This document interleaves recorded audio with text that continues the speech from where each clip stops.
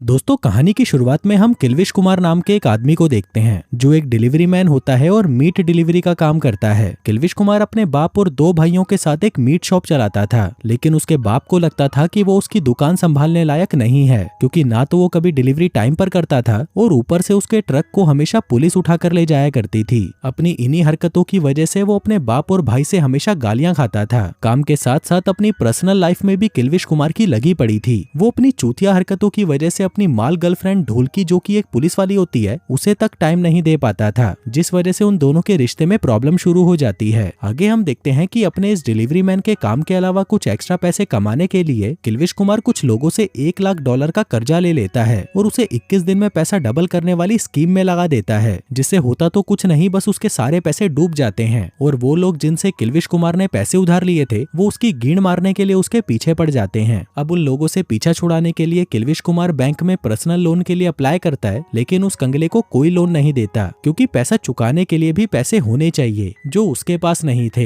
इसलिए इस प्रॉब्लम से निकलने के लिए वो अपने घर पर गांजे के पौधे उगा देता है ताकि वो गांजा बेचकर बहुत पैसे कमा सके। फिर एक रात वो अपनी गर्लफ्रेंड ढोलकी से मिलने उसके घर पर जाता है। तभी ढोलकी उसे कहती है कि मैं प्रेग्नेंट हूँ और तुम बाप बनने वाले हो, जो सुनते ही किल्विश कुमार की फटकर 64 हो जाती है। ढोलकी कहती है कि मैं माँ बनना चाहती हूँ, लेकिन मुझे नहीं लगता कि तुम इसकी जिम्मेदारी उठा पाओगे, इसलिए मैं इस बच्चे को अकेले पालना चाहती हूँ और मेरे बच्चे को ऐसा बाप नहीं चाहिए जो नल्ला और नाकारा हो। जो सुनकर किल्विश कुमार मायूस हो जाता है और वहाँ से अपने परम मित्र गार्डियंस ऑफ गैलेक्सी वाले पीटर के पास जाता है, जो अब एक लॉयर बन चुका था। किल्विश कुमार उसे बताता है कि भाई ढोलकी का भटूरा फूल चुका है और वो माँ बनने वाली है। मैं भी ढोलकी से शादी करना चाहता हूँ, लेकिन वो गींड मरी मुझे नल्ला नाकारा बेरोजगार समझती है। इस पर पीटर उसे कहता है कि तू एक आजाद पंछी की तरह है, कहाँ तू ये शादी और बच्चों के चक्कर में पड़ रहा है। ये बच्चे पूरे दिन मेरे आसपास ही भिन भिनाते रहते हैं। साला अपनी पत्नी के खेत में मजदूरी करे भी मुझे 2 साल हो गए हैं, इसलिए मेरी बात मान तो तू सिंगल ही रह और मजे कर। किल्विश कुमार कहता है कि भाई मेरी जिंदगी में पहली बार कुछ अच्छा हो रहा है, शायद बाप बनने के बाद मैं पहले से एक बेहतर इंसान बन पाऊं और मेरी जिंदगी में जो परेशानियां चल रही हैं उनका सामना मैं और अच्छे से कर पाऊं। जिसके बाद किल्विश कुमार वापस अपने घर आ जाता है, लेकिन अंदर आते ही उसे ऐसा लगता है जैसे उसके घर में कोई चोर घुस आया हो। वो एक बेसबॉल बैट उठाता है और आसपास देखने लगता है और तभी उसे वहाँ पर एक आदमी दिखाई देता है जिसका नाम बिल्लू बगावत था। वो किल्विश कुमार से कहता है कि घर का पीछे का दरवाजा टूटा हुआ था, इसलिए मैं वहाँ से अंदर आ गया। वो बताता है कि मैं एक वकील हूँ और काफी दिनों से तुमसे मिलने की कोशिश कर रहा हूँ। किल्विश कुमार पूछता है कि तुम यहाँ पर करने क्या आए हो। बिल्लू बगावत कहता है कि तुमने 20 साल पहले धूम चुत्तड़ के नाम से अपना स्पर्म डोनेट किया था और मैं उसी क्लिनिक से आया हूँ। हम तुम्हें बताना चाहते हैं कि तुम 533 बच्चों के बायोलॉजिकल फादर बन चुके हो। तुम्हारे सफेद पानी में इतनी ताकत है कि औरत के अंदर जाते ही उसे गर्भवती बना देता है। हम जानते हैं कि क्लिनिक ने तुमसे वादा किया था कि वो तुम्हारी आइडेंटिटी उन बच्चों से छुपा कर रखेंगे, लेकिन इन 500 बच्चों में से 142 बच्चे ऐसे हैं जो तुमसे मिलना चाहते हैं और वो क्लिनिक पर बहुत दबाव डाल रहे हैं। अब ये सुनकर किल्विश कुमार की फट जाती है, क्योंकि उसे क्या पता था कि 20 साल पहले डोनेट किए उसके बच्चे आगे जाकर उसी की गींड मारेंगे। अब किल्विश कुमार उनमें से किसी से नहीं मिलना चाहता था, इसलिए वह अपने दोस्त पीटर से मदद मांगने जाता है। वो बताता है कि उस क्लिनिक वालों ने मुझे उन सभी बच्चों की प्रोफाइल भेजी है जो मेरी वजह से इस दुनिया में आए हैं। इस पर पीटर कहता है कि भाई चाहे कुछ भी हो जाए, लेकिन इसे खोलकर तू किसी के भी बारे में जानने की कोशिश मत करना।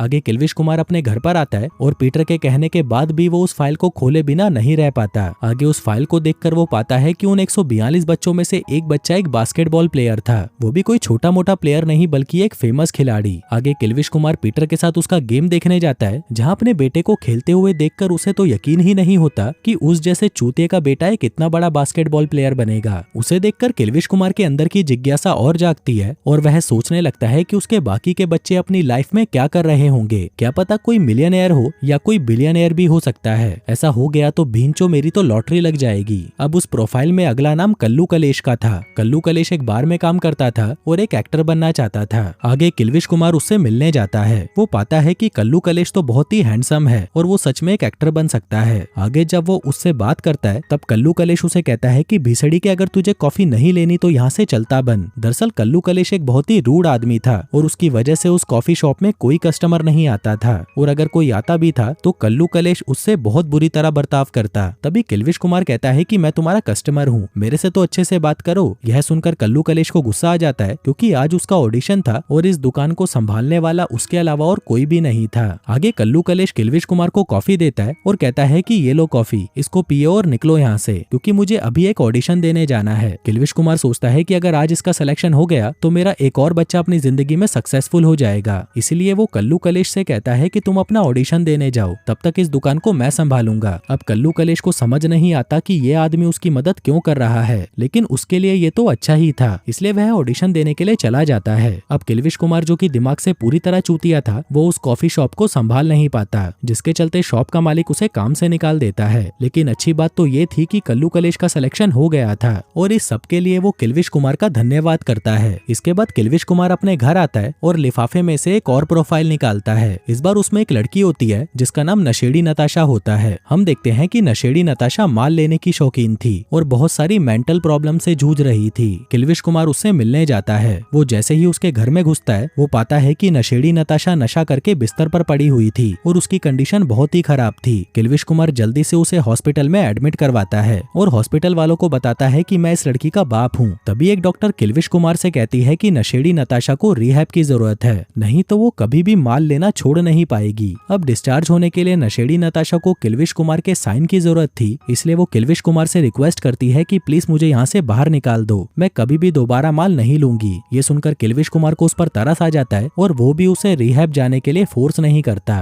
लेकिन नशेड़ी नताशा की ऐसी हालत को देखने के बाद उसे उसकी चिंता होने लगती है। वो पूरी रात सो नहीं पाता और अगली सुबह फिर से नशेड़ी नताशा को देखने जाता है। फिर कुछ देर बाद वहाँ पर नशेड़ी नताशा भागते हुए आती है, जो दिखने में तो ठीक लग रही थी, जिसका मतलब था कि नशेड़ी नताशा सुधर चुकी थी, जो देखकर किल्विश कुमार बहुत खुश होता है। आगे उसे जानना था कि उसके बाकी के बच्चे क्या कर रहे हैं। वो एक एक करके सभी बच्चों की प्रोफाइल देखने लगता है, जिसमें से कुछ तो बहुत ही फकीर थे तो कुछ मिडिल क्लास। किल्विश कुमार थोड़ा थोड़ा करके अपने सभी बच्चों के साथ समय बिताने लगता है। वो किसी के साथ तो सड़क पर खड़ा होकर आते जाते लोगों से भीख मांगता है, तो किसी के साथ वो स्विमिंग करता है। वहीं उसका एक बेटा तो उसी की तरह था। वो दिखने में मोटा और दिमाग से पूरी तरह चूतिया था, लेकिन किल्विश कुमार उसकी भी मदद करता है। फिर इसके बाद वो देखता है कि उसके पानी से एक काली लड़की ने भी जन्म लिया था, जिसका नाम काली शक्ति था और वह पेडिक्योर का काम करती थी। इतना ही नहीं, उसकी एक बहुत ही खूबसूरत बेटी भी थी। अब किल्विश कुमार छुपकर उस पर नजर रखने लगता है और जब भी कोई आदमी उसकी पोती पर गंदी नजर डालता तो किल्विश कुमार उस आदमी को खूब गालियां देता और उसे उसकी पोती से दूर रहने को कहता। हम देखते हैं कि किल्विश कुमार अपने सभी बच्चों की मदद करता है और उन्हें हौसला देता है कि वो अपनी लाइफ में जो कुछ भी कर रहे हैं वो बिल्कुल सही है। लेकिन इस सब के बीच वो अपनी बंदी ढोलकी को तो भूल ही गया था। ढोलकी जल्दी ही माँ बनने वाली थी, लेकिन किल्विश कुमार का दोस्त पीटर उसे कहता है कि तुम ढोलकी का अबॉर्शन करवा दो। पर किल्विश कुमार अब ढोलकी के बच्चे का पिता बनना चाहता था। उसे पता था कि बचपन में बच्चों को संभालने में बहुत परेशानी होती है, लेकिन एक बार जब वो बड़े हो जाते हैं तो वो अपनी लाइफ में कुछ भी कर सकते हैं। इसके बाद किल्विश कुमार अपने एक और बच्चे रायन से मिलने जाता है, लेकिन वहाँ जाकर उसे पता चलता है कि रायन को ऊपर की हवा लगी हुई है। किल्विश कुमार अब तक जितने भी बच्चों से मिला था उनका कोई ना कोई इस दुनिया में जरूर था, लेकिन रायन के साथ ऐसा नहीं था। उसे पैदा होते ही अनाथ आश्रम में भेज दिया गया। ना तो कोई उससे मिलने आता और ना ही किसी को उससे कोई मतलब था।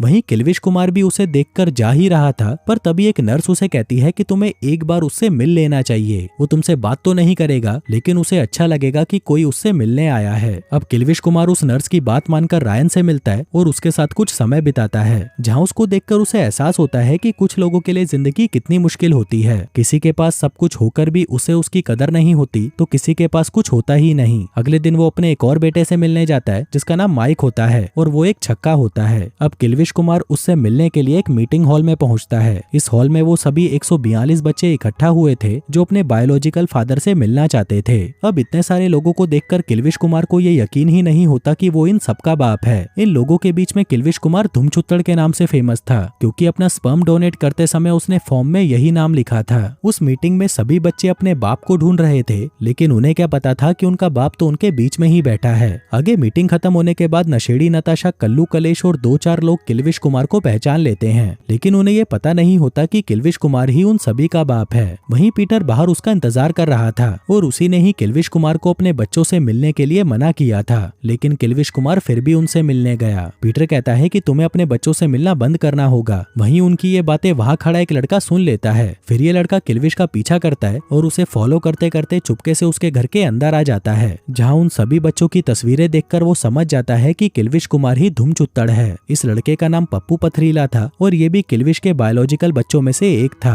तभी किल्विश उससे पूछता है कि अब क्या तुम मेरी सच्चाई जाकर सबको बता दोगे? जिस पर पप्पू पथरीला कहता है कि नहीं, मैं तो बस आपके साथ थोड़ा समय बिताना चाहता हूँ ताकि मैं अपने बाप को थोड़ा और जान सकूं। हूँ। थोड़े दिनों बाद हर बार की तरह इस बार भी उसके सारे बच्चे फिर से एक साथ इकट्ठा होते हैं। वहीं किल्विश कुमार भी उन लोगों के साथ बहुत मस्ती करता है, लेकिन वो किसी को ये नहीं बताता कि वही उनका बाप है। किल्विश कुमार वहाँ पर अपने सभी बच्चों को देखता है, लेकिन उनमें से रायन नहीं आया होता। किल्विश कुमार तुरंत रायन के पास जाता है और पूरा दिन उसी के साथ बिताता है। आगे जाने से पहले वो चुपके से उसे बता देता है कि वही उसका बाप है और साथ ही उसे कहता है कि वो उससे मिलने आता रहेगा। इसके बाद किल्विश कुमार अपनी बंदी ढोलकी से मिलता है और उसे अपनी फैमिली से मिलवाने अपने घर ले आता है। लेकिन घर पर डेविड के दोनों भाई उसकी बुराइयां करते हैं, कहते हैं कि हमारा भाई किल्विश एक नंबर का नाकारा आदमी है, ये दुनिया का पहला ऐसा इंसान है जो कोई भी काम ठीक से नहीं कर सकता। ये सुनकर किल्विश कुमार शर्मिंदा होने लगता है, पर तभी उसका बाप ढोलकी को उसके बचपन का एक किस्सा सुनाता है। कहता है कि किल्विश कुमार ने बचपन में अपनी माँ की आखिरी इच्छा पूरी करने के लिए उसके लिए वेनिस का एक हॉलीडे पैकेज बुक किया था। उस वक्त किल्विश के पास एक फूटी कौड़ी भी नहीं थी, लेकिन हमारे किल्विश कुमार ने किसी तरह से भीख मांग कर अपनी माँ को वेनिस का टूर करवाया। लेकिन मुझे अब तक ये पता नहीं चला कि सिर्फ 20 साल की उम्र में इसके पास इतने पैसे कहाँ से आए। तभी यहाँ पर हमें पता चलता है कि 20 साल पहले किल्विश कुमार ने जो अपना स्पर्म डोनेट किया था, उससे मिले हुए पैसों से उसने अपनी माँ की आखिरी इच्छा पूरी की। आगे किल्विश कुमार अपने दोस्त पीटर के पास जाता है, जहाँ पीटर उसे एक न्यूज़पेपर दिखाता है जिसमें धूम चुत्तड़ और उसके बच्चों के बारे में लिखा हुआ था। पीटर कहता है कि जल्दी ही ये खबर नेशनल न्यूज बन जाएगी और हर रात को सभी न्यूज चैनल वाले सिर्फ यही सवाल पूछेंगे कि आखिर ये धूम चुत्तड़ है कौन। पीटर उसे सलाह देता है कि तुझे क्लिनिक के ऊपर केस कर देना चाहिए, क्योंकि तेरे कॉन्ट्रैक्ट में ये साफ लिखा था कि क्लिनिक वाले स्पर्म डोनर की आइडेंटिटी रिवील नहीं कर सकते, लेकिन उन्होंने धूम चुत्तड़ नाम सबको बता दिया, जिस वजह से तुझे तेरे सभी बच्चों से मिलना पड़ रहा है। पीटर कहता है कि भाई अगर हम ये केस जीत जाते हैं तो तुझे इतने पैसे मिलेंगे कि तू अपने सारे उधार आराम से चुका देगा। लेकिन किल्विश कुमार उसे मना कर देता है और अपने घर आ जाता है। तभी टीवी चालू करने पर वो देखता है कि हर जगह सिर्फ उसी की बातें हो रही थी। बहुत सारे लोग उसे ही गालियां दे रहे थे